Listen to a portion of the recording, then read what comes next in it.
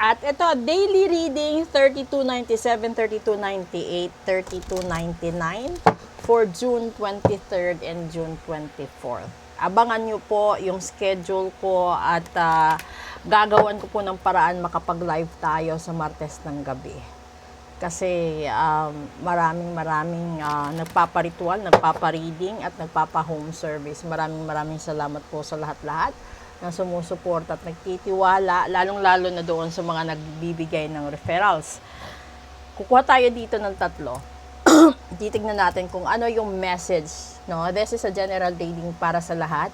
Kung gusto niyo pong malaman yung specific talaga para sa inyo, message lang po kayo at we can book or set an appointment for reading at saka yung rituals and cleansing, etc. Lalong-lalo na yung gustong comeback ritual, love binding, yung gustong magpatanggal ng mga kamalasan sa pera, ganun, etc. Okay? Una,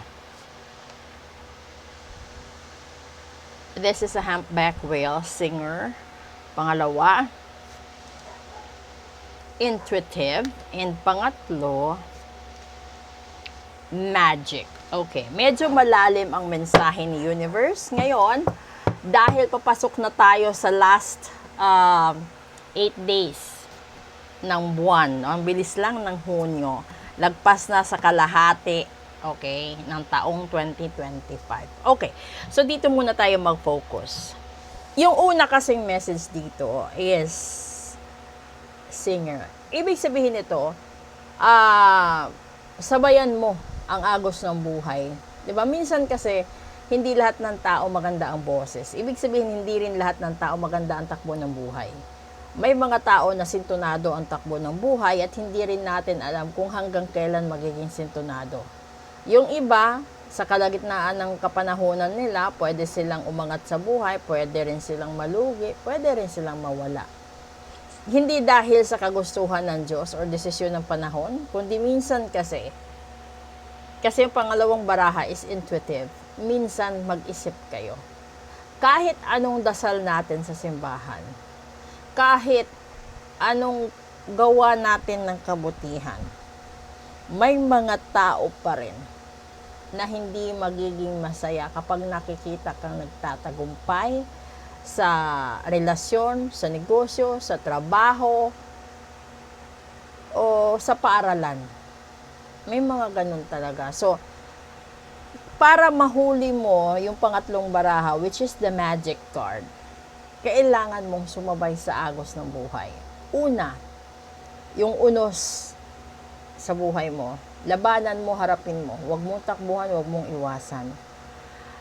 Kung ano man yung nasa intuition mo, kung pakiramdam mo may nagbabarang, may nangukulam sa'yo, kaya ka minamalas, kaya ka iniwan, kaya ka tinalikuran ng mahal mo, ipatanggal mo para makamtan mo ang matagal mo nang inaasam. Dahil alam nyo, yung tao kasi kapag nabarang ka, nakulam ka, yung unang effect nun is nasasaktan ka. Wala kang magagawa kundi manlumo, manghinayang, sisihin ang sarili mo. Kasi yun yung demand ng taong ayaw sa'yo. Para mawala ka sa focus ng buhay mo, mawala ka sa focus ng mga mahal mo, mawala ka sa lahat-lahat, sisirain niya ang takbo ng vibrations mo and frequencies mo. So, para hindi ka masira, magpalagay ka ng protection ritual. Kung meron kang barang kulam sumpa at gayuma, ipatanggal mo ASAP.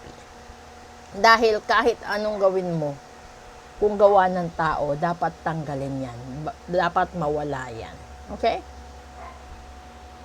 Ito na yon. So, kung gusto nyo mag-book ng full private reading, message lang po kayo. Proceed tayo sa special episode natin. At tingnan natin kung ano yung continuation ng kwento ng daily reading. Maraming salamat.